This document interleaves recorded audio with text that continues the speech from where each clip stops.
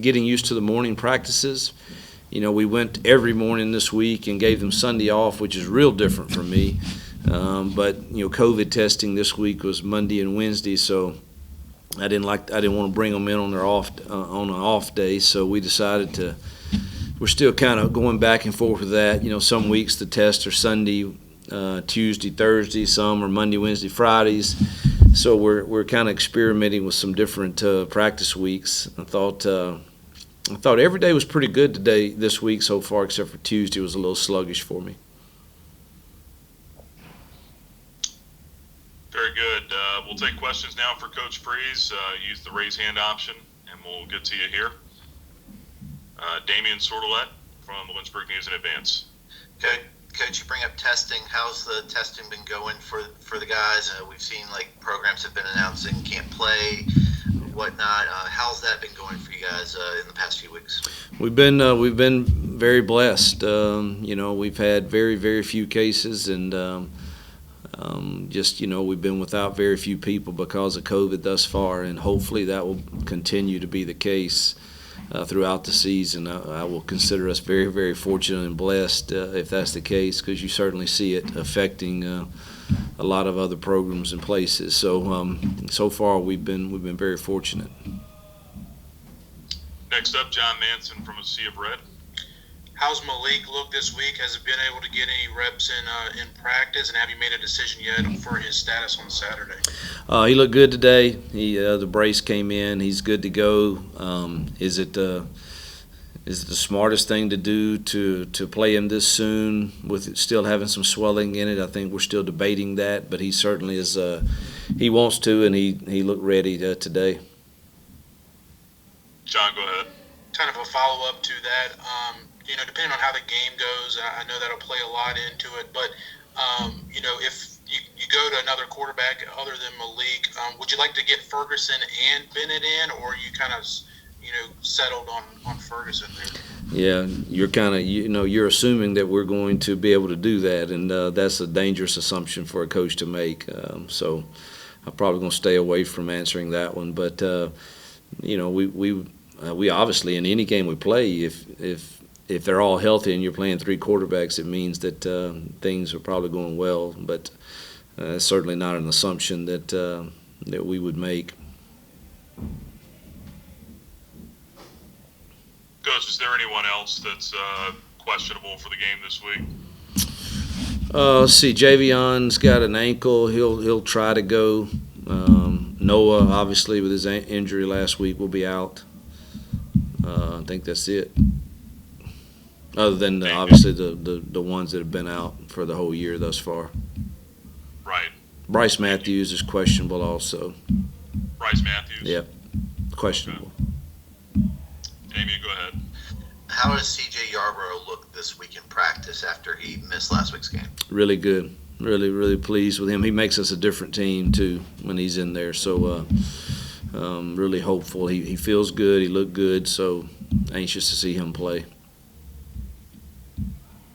Next, we'll go to Emily Austin from Flame Central. Hey, Coach.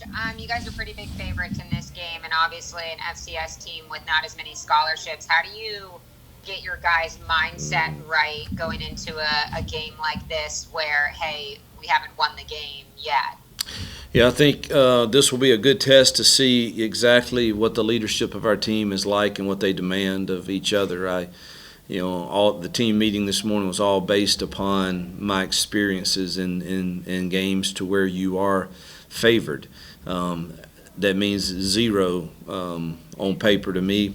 It simply means it's a test for us to see if we can still prepare and execute in a manner that gives us a chance to win the football game.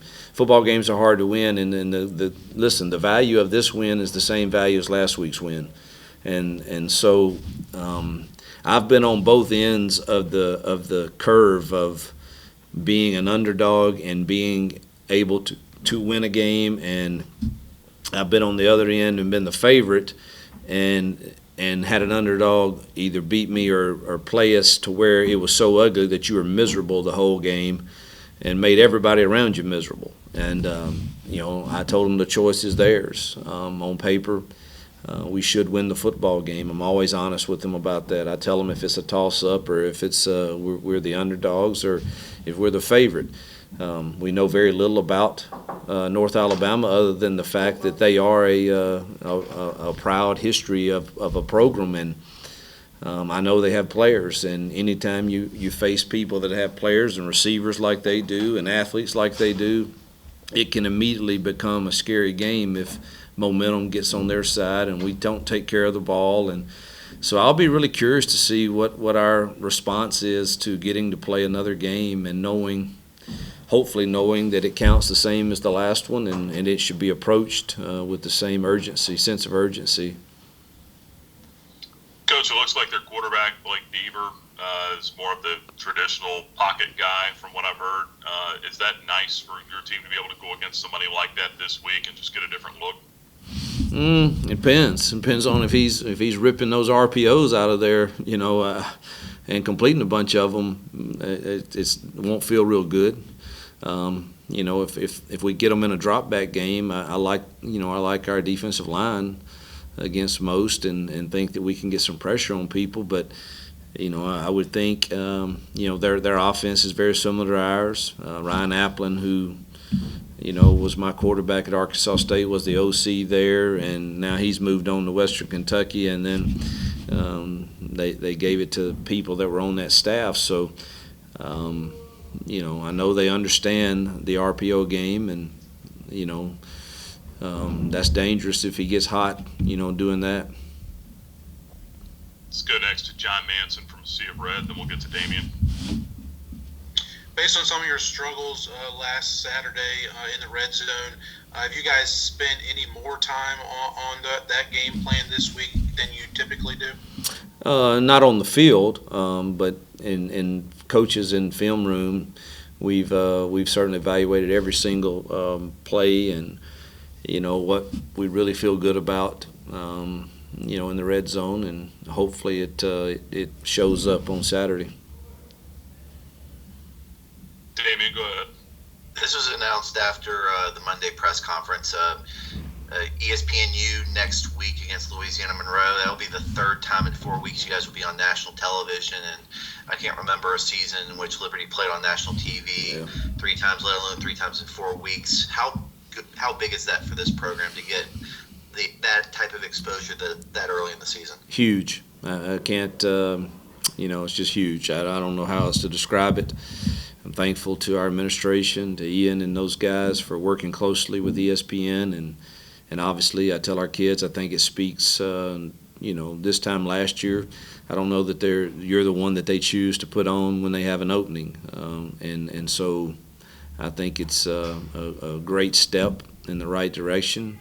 Obviously, with that comes the I don't call it pressure, but the opportunity to present yourself very well on national TV, particularly at home. And we're getting to have that opportunity again next Saturday, and that's is huge. Good time for a couple more here for Coach. If you've got a question, use the raise hand option. All right, let's go to Ryan Moy with FXR in Roanoke.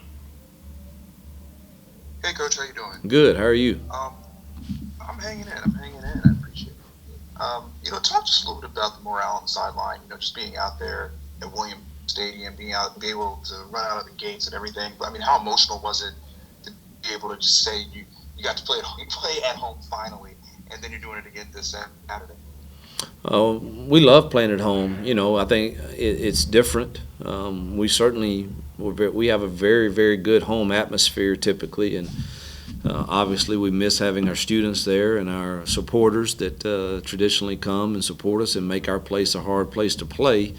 But having said that, that's out of our control, and so we can't control how we respond to the opportunity to play at home. And it's exciting for our kids and for our coaches. We like playing at home, and we love the opportunity to do it again this Saturday.